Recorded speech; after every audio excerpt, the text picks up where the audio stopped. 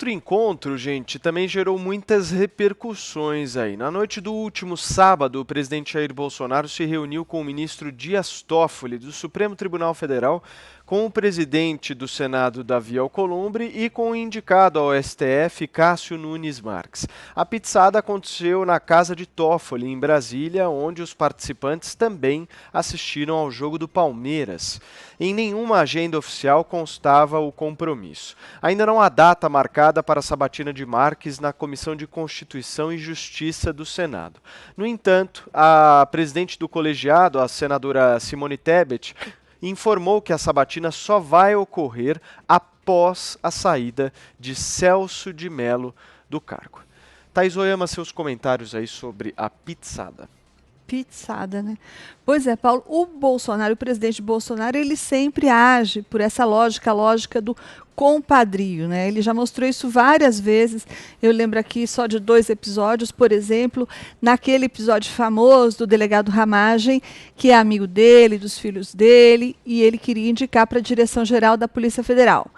Aí não deixaram e ele ficou indignado, ele não entendeu por que não, né? Ele chegou a dizer lá numa discussão pela internet que se ele não vai nomear um amigo dele, ele vai nomear um amigo de quem? Né? Essa é a lógica presidencial. Teve também a escolha do Procurador-Geral da República, Augusto Aras, que ele não viu necessidade de escolher por meio da lista tríplice, que é o que ocorria até agora, e foi lá se socorrer com a indicação de um grande amigo dele, que é o deputado Alberto Fraga, porque dessa forma ele acreditava que poderia confiar no procurador Augusto Aras como alguém alinhado com ele.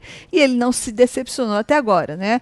O procurador Augusto Aras tem dado decisões que têm agradado o presidente Bolsonaro, e ele até agradeceu publicamente, disse que o Augusto Aras está fazendo um trabalho excepcional.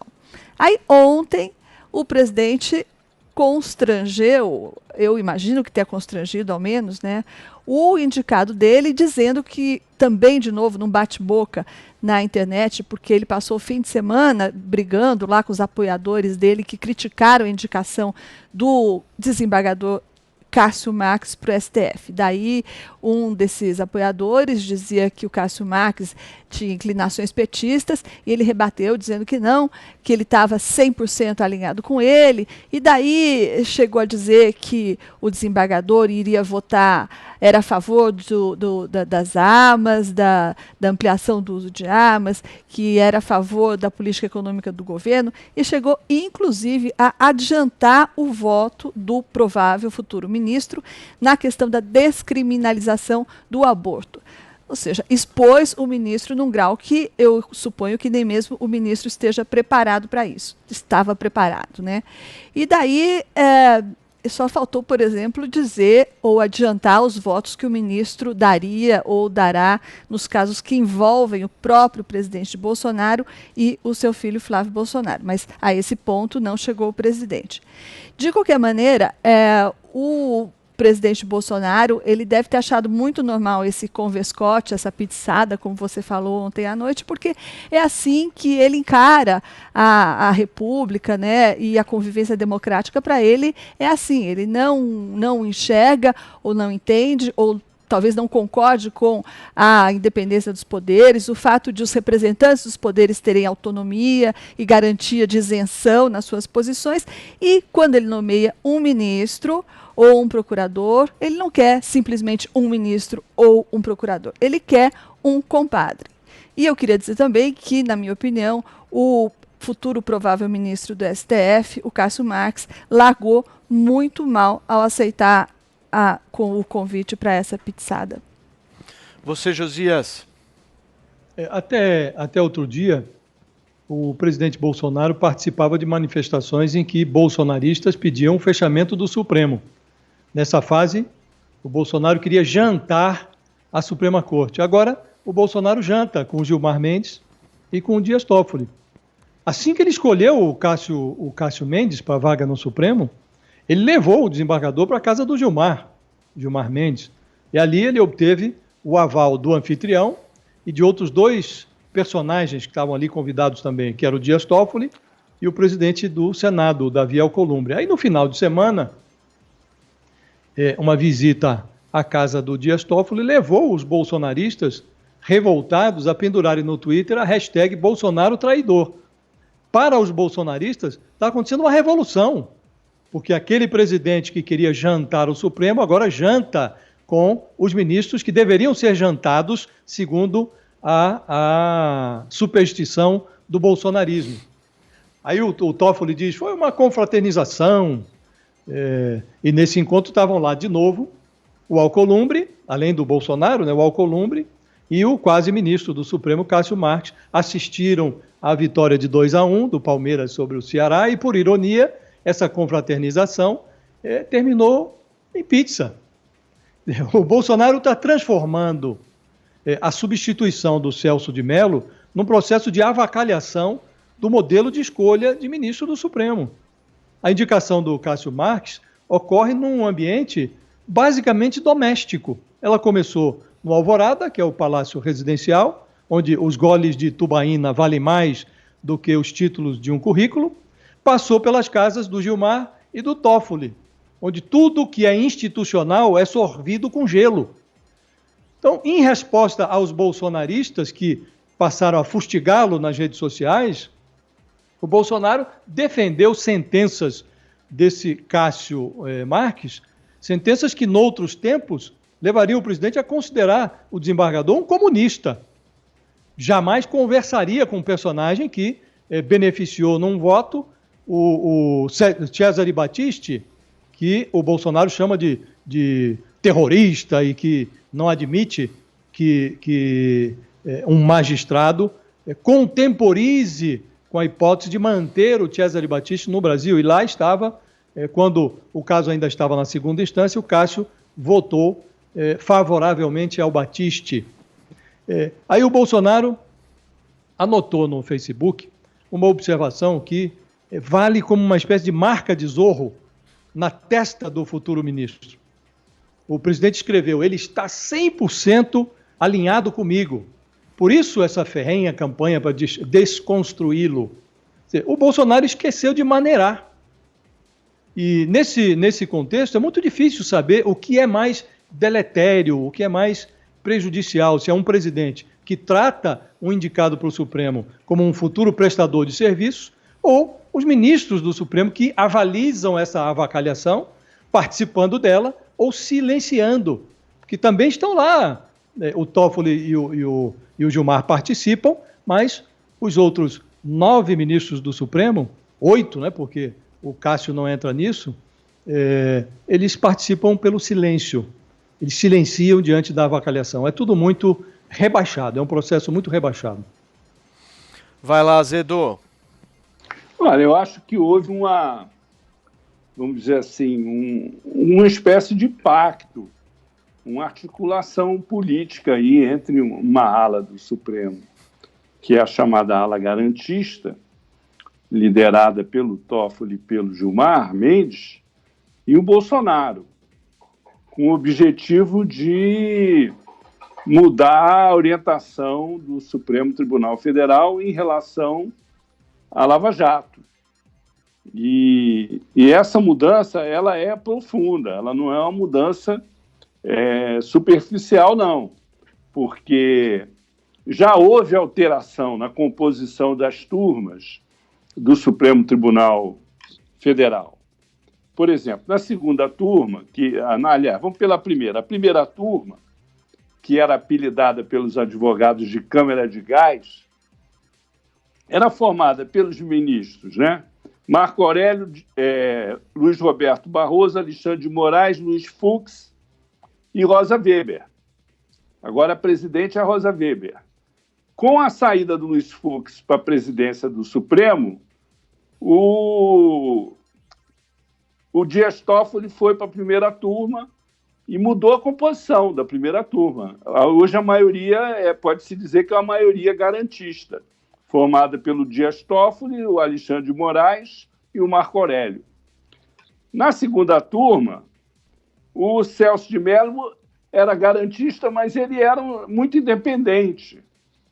Mas, de qualquer maneira, muitas vezes o Fachin ficava completamente isolado, em minoria. Com a saída do Celso de Mello, provavelmente o Cássio Marques irá para essa turma. A não sei que um ministro mais antigo peça precedência para mudar de turma. Mas, em princípio, vai o Cássio Marques para essa turma. Aí se mantém uma maioria ali garantista, porque participam da turma o Gilmar Mendes, que é o presidente, o Ricardo Lewandowski, a Carmen Lúcia, o Fachin e agora o Cássio Marques. E essa turma que está com os processos da Lava Jato e os processos do Flávio Bolsonaro.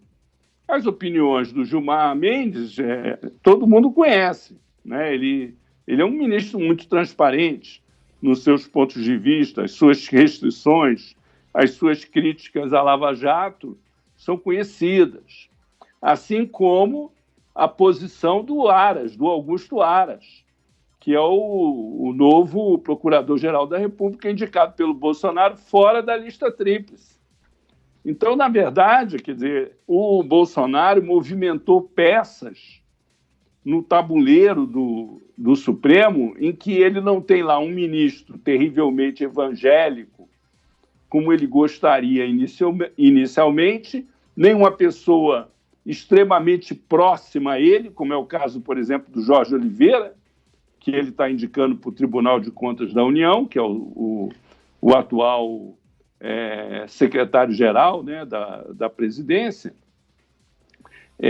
mas que é filho de um grande amigo dele, foi assessor dele quando era deputado. O ministro Cássio Marques não tem esse perfil, mas ele tem um perfil político, ideológico, conservador e garantista do ponto de vista do direito, que é o que pleiteavam os advogados. Não é à toa que o Cacai está elogiando a escolha, que o presidente da Ordem dos Advogados também, que o mundo da advocacia está feliz da vida com a escolha feita pelo Bolsonaro. E se nós levarmos em conta que houve um desanuviamento do impasse político que chegou a se estabelecer entre o Bolsonaro e o Supremo, a gente pode dizer que isso também foi uma coisa de mão dupla. Não é o Bolsonaro manipulando o Supremo. É um acordo que está sendo feito por esses ministros garantistas do Supremo com o Bolsonaro, em função do fato de que o Bolsonaro, na questão do Flávio Bolsonaro, ficou um pouco meio de refém ali, né? E isso tudo é muito subjetivo, né? Nenhum ministro vai dizer que está acontecendo isso. Mas a minha interpretação, como observador da política aqui em Brasília, é de que houve um rearranjo no chamado poder instalado, que vai, de certa maneira, balizar o futuro da relação do Supremo com o Bolsonaro e o futuro da Lava Jato. Thaís pedindo a palavra. Eu só queria dizer que, ao contrário do que o presidente Bolsonaro fala, o desembargador Cássio Marques apoiou, sim, a ideia da extradição do Cesare Battisti, quando, lá no início, a discussão passou pelo TRF. Depois, quando ela voltou para o TRF, já não se tratava de discutir o mérito. Eles discutiram, como disse o presidente, uma questão processual. Mas ele só não votou novamente a favor porque a questão da extradição, lá no fim, já não estava nas mãos do TRF. E aí eu queria só fazer uma observação, discordar do Josias, porque ele disse que o Bolsonaro classifica o Cesare Battisti como terrorista, mas terrorista é o que de fato ele é. Tanto assim que recentemente o Cesare Battisti confessou lá na Itália, já onde ele está, os assassinatos que ele cometeu e que ele aqui no Brasil sempre negou. Josias pedindo... Não, eu concordo plenamente com esse raciocínio da Thaís. Também eu considero o Cesare Battisti um terrorista, não tenho nenhuma dúvida disso. Acho que isso está muito claro, já estava na época em que o Supremo o manteve no Brasil. Aliás, o Supremo delegou ao governo petista a decisão de manter ou não, e o governo decidiu que ele deveria ficar no Brasil. Ali, naquela época, já estava claro que ele era um terrorista.